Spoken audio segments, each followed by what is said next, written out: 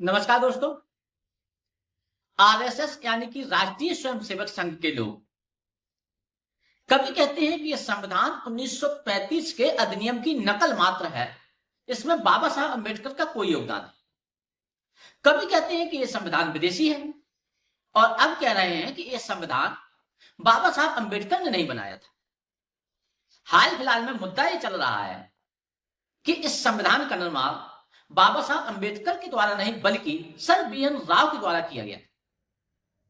इन संघीय सोच के लोगों के चिल्लाने से ना तो बाबा साहब अंबेडकर का महत्व कम हो जाएगा और ना ही सर बी.एन. राव का महत्व बढ़ जाएगा। Sir BN. राव किसी पहचान के मोहताज नहीं है।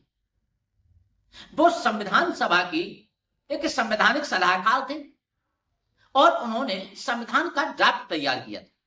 उनका अपना एक अलग संवैधानिक और ऐतिहासिक महत्व है। वो किसी पहचान के मोहताज नहीं है। लेकिन संवैधानिक और ऐतिहासिक दस्तावेज इस बात की पुष्टि करते हैं कि इस संविधान का निर्माण बाबा साहब अंबेडकर के द्वारा किया गया था। Sir BN. राव के द्वारा जो ड्राफ्ट तैयार किया गया था उसमें बाबा साहब अंबेडकर के द्वारा एक दो बार नहीं बल्कि कई बार संशोधित करके उसको नए रूप में प्रस्तुत किया गया था। यहां तक कि संविधान की प्रस्तावना में भी उन्होंने संशोधन किया था।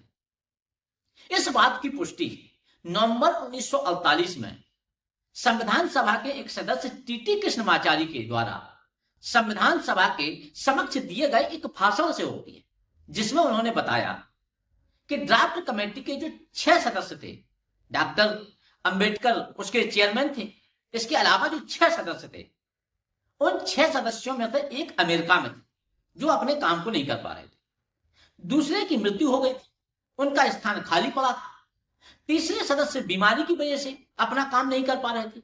2 अन्य सदस्य दिल्ली से बहुत दूर थे, जिसकी वजह से वो अपनी व्यस्तता की चलते हुए इस संविधान में अपना योगदान नहीं दे पा रहे थे। इस तरह पूरा दारोमदार संविधान को ड्राफ्ट करने का बाबा साहब अंबेडकर के कंधों पर आन पड़ा था। अशोक गोपाल अपनी पुस्तक a part apart life and thoughts of B R. Ambedkar में लिखते हैं कि बाबा साहब अंबेडकर के द्वारा संविधान के हर दस्तावेज का बारीकी से परीक्षण किया गया, उसका निरीक्षण किया गया, उसमें संशोधन किए गए और फिर उसको नए रूप में प्रस्तुत किया गया।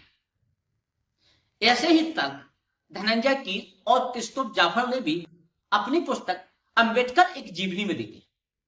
तो कुल मिलाकर के ऐसे बहुत से ऐतिहासिक और संवैधानिक दस्तावेज हैं जो इस बात की पुष्टि करते हैं कि इस संविधान का निर्माण पूरी तरीके से बाबा साहब भीमराव अंबेडकर के द्वारा किया गया था।